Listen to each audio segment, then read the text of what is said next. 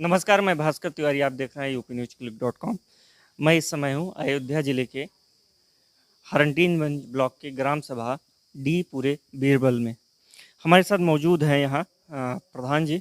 प्रधान जी से हम बात करेंगे, जब लॉकडाउन की शुरुआत हुई थी और ये जीत के आए थे, उसके बाद से गाँव को सैनिटाइज कितनी बार किया गया है, सरकार की जो भी योजनाएं या गाइडलाइन आई, निर्देश आए, उसका कितना पालन किया गया गाँव में।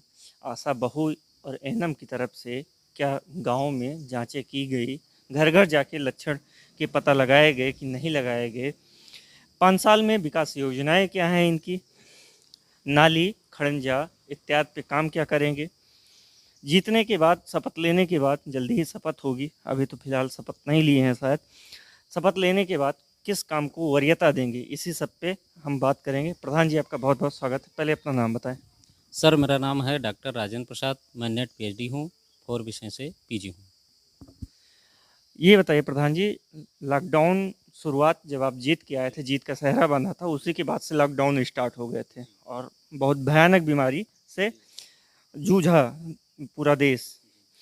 तो गांव को सैनिटाइज कितनी बार किया गया था? सर, जिलाधिकारी महोदय द्वारा नवनिर्वाचित प्रधानों को एक पत्र जारी किया गया, जिसमें एक निगरानी समिति का गठन किया गया और उस निगरानी समिति में नवनिर्वाचित ग्राम प्रधान को अध्यक्ष बनाया गया।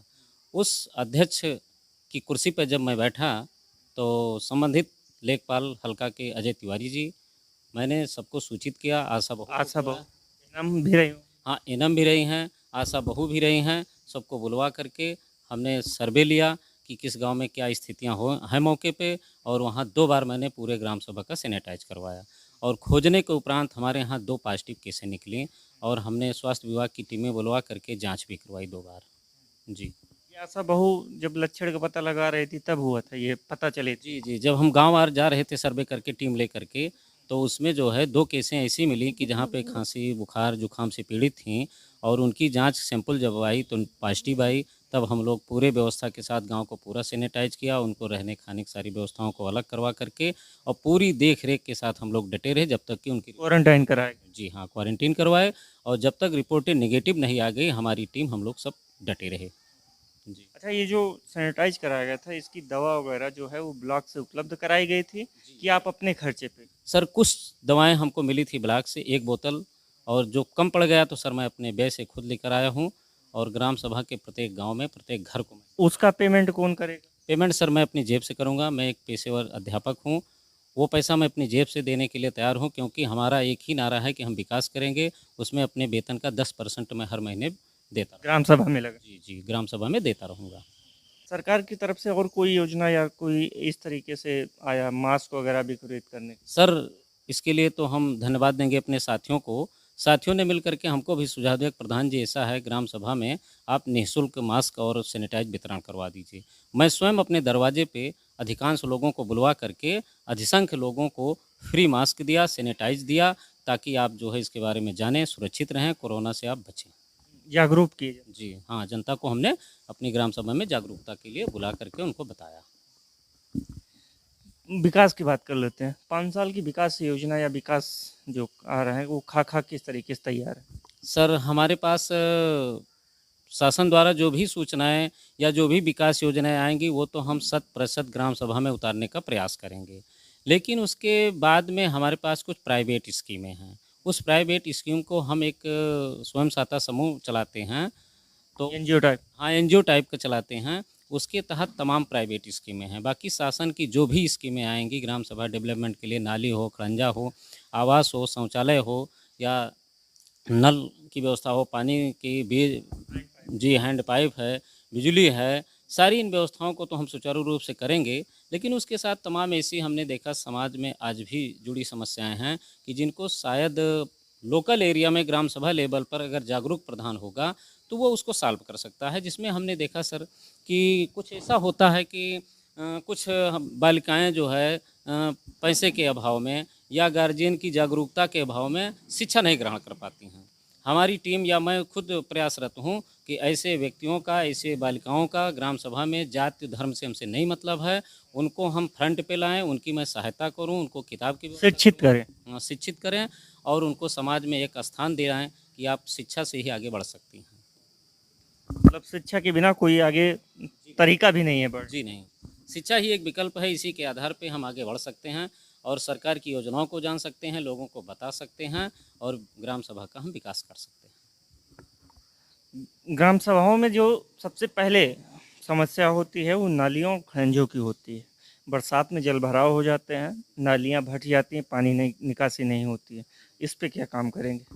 सर इसके लिए हमने बनाया है, जो अपनी टीम बनाई है, टीम के द्वारा हम ये पता लगाने का प्रयास कर रहे हैं कि ग्राम सभा के किस गांव में किस जगह पे अधिकांश समस्या पैदा होती है। सर्वप्रथम हम वहीं नाली खड़ंजे का निर्माण शुरू करेंगे। सबसे ज़्यादा अधिक जल भराव कहाँ होता है, इसके चिन्हित किए हैं? हाँ सर, चिन्हित किए हैं, जिसमें डी पूरे बीरबल के अंतर्गत में जो है हुलास का प्रवाह है, लाला का प्रवाह है और गंगासराय है, बीरबल प्रवाह। 3-4 मजरे ऐसे आ रहे हैं कि जहाँ मैं खुद पिछले दिनों जो बरसात हुई वहाँ मैं खुद निकला और देखा तो वो समस्याएँ हमारे सामने नजर आईं।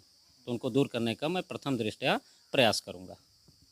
पिछले प्रधानों ने अक्सर आरोप तो लगाया कि सरकार ने काम नहीं करने दिया, तो आप लोग भी यही आरोप लगा के 5 साल बिता देंगे? नहीं सर, ऐसी हमारी कोई योजना नहीं है।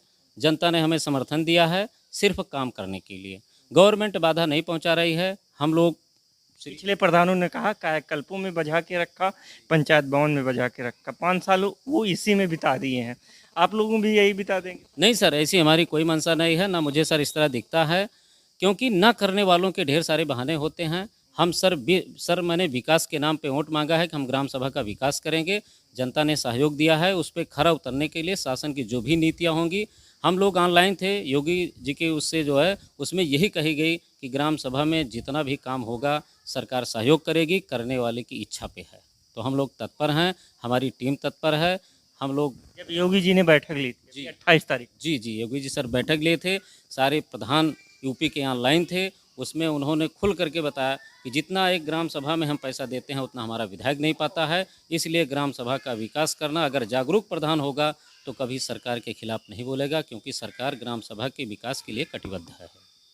उसी तहत हम विकास भी आरोप लगाने से अच्छा है कि हम काम काम करें सर। हाँ, बेहतर तो ये है कि हम आरोप न लगाएं, सीधे सीधे हम विकास करें।